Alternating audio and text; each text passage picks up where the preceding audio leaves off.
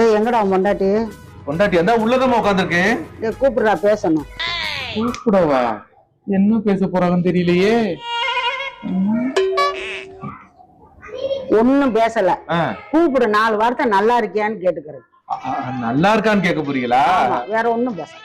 சரி சரி. ஏன்னா உங்களுக்கும் அவளுக்குமே புடிச்சுக்காது, அதனால அவ பாட்டுக்கு செவனேன்னு வீட்டுக்குள்ள இருக்கிறா.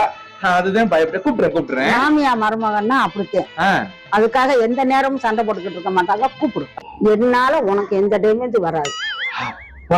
அது போதுமா எனக்கு. சாந்தா. டேய் இப்படி கூப்பிட்டா எப்படிடா கேக்கும்? ஏய் செகடி.